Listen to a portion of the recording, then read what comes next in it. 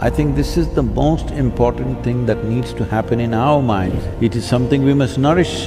There is simply no two ways about it. It is our source, it is the life there which makes us the way we are.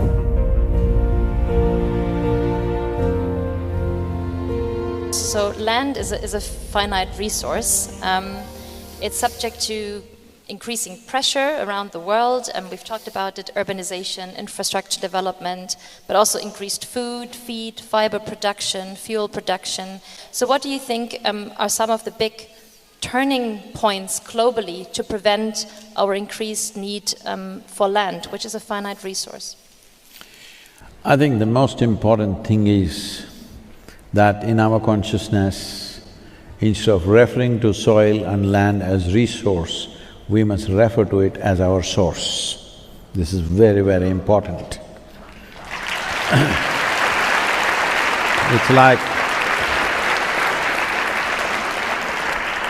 all of us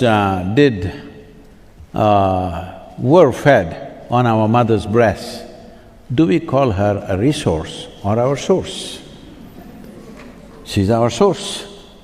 So across the world, in Eastern societies at least, even today we refer to soil as mother. Because the word mother does not mean biological, word mother means our source.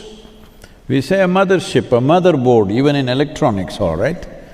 Because when something is the source, you refer to that as a mother. I think this is the most important thing that needs to happen in our minds, in our consciousness, that it is our source, it is not our resource, it is not something to exploit, it is something we must nourish, because the health of the soil will determine the health of life on this planet. There is simply no two ways about it.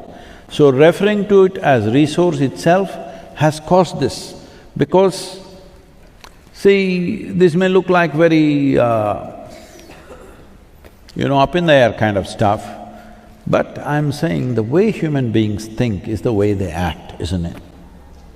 The way we all think and feel is the way we act, and the way we build societies around it, the way we build industry, the way we build everything is based on how we think and feel within ourselves. So how we think and feel has to change. That soil is not an inert material for us to use as a resource. It is our source, it is the life there which makes us the way we are. Today all of you know that, nearly 60% of your body itself is microbial life, only 40% is your parental genetics. I was telling this little girl, and this little girl coming and complaining to me, "Sadhguru, my mother is not allowing me. I want to do save soil, my mother is not allowing me." I said, just tell her she's only 20%.